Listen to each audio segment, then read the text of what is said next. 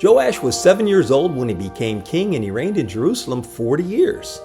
He did what was pleasing in the Lord's sight throughout the lifetime of Jehoiada the priest. At one point, Joash decided to repair and restore the temple of the Lord. He summoned the priests and Levites and gave them these instructions. Go to all the towns of Judah and collect the required annual offering so that we can repair the temple of your God. Do not delay. But the Levites did not act immediately. So the king called for Jehoiada the high priest and asked him, "Why haven't you demanded that the Levites go out and collect the temple taxes from the towns of Judah and from Jerusalem?" Good Sunday morning. Joash became a king at just 7 years old, and with Jehoiada the priest to guide him, he did what pleased God. And one of his first priorities was to repair the temple. Years of neglect had left God's house in disrepair, so he called the people to give, and to give generously. Now, spiritual neglect is certainly a large part of this passage, and we do well to take a moment to do inventory of our spiritual life and see if there are areas that we are neglecting that God is inviting us to repair. In fact, my God shot from today's reading is God is a restorer. He doesn't just point out what's broken, he provides the wisdom, the grace, and the strength to rebuild it. But that being said, there is a theological squirrel that I couldn't help but chase. Why did the Levites delay? Now, the text doesn't explicitly tell us why, but after a lifetime of taking offerings in church, I can think of a couple of reasonable possibilities. It could be what church consultants call institutional inertia. I call it living with the same old, same old. The temple had been neglected for so many years under poor leadership. In fact, verse 7 says wicked leadership, that neglect had become the norm. Even good people can become accustomed to unhealthy conditions, making it difficult to respond with urgency. But what if poor leadership was followed by weak leadership?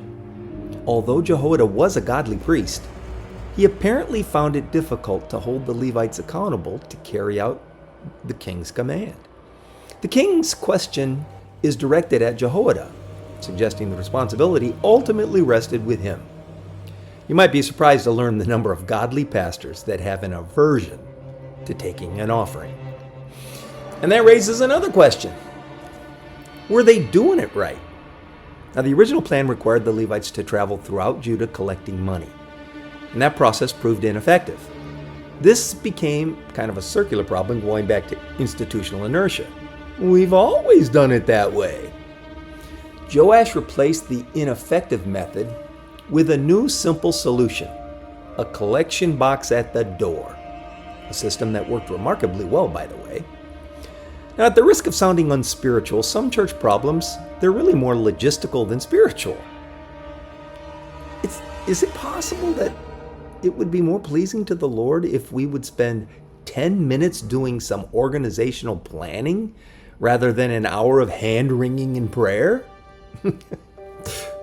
What we do know is the delay in implementing the activity of God was significant enough that the king noticed and he intervened. Kudos to Joash for changing the process rather than just criticizing the Levites. Once the collection chest was established, all the leaders and the people rejoiced, and they brought their contributions gladly. Sometimes ministry doesn't fail because people lack generosity. It fails because the system isn't helping faithful people succeed. Now, I'm retired. It's been 4 months since I retired from pastoral ministry, and today's reading affirmed that I did the right thing at the right time. Yesterday, I ran into a local businessman who hadn't seen me since I retired. His first question, "Why did you retire? Were you burned out?" I laughed. I said, "Nope. I still love serving Jesus." But I both understand and accept a valuable leadership lesson that many of my peers are unable to accept. When something important isn't happening in the work of God, rather than assume someone dropped the ball, ask the question, is there a better way to accomplish the mission? I remind you that the squirrel I'm chasing right now is, why did the Levites delay? My final observation is this. Even spiritually mature people like Jehoiada and the Levites are not above needing correction. Godly people, they often still procrastinate.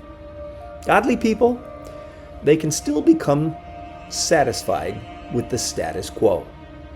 Oftentimes, godly people simply fail to follow through.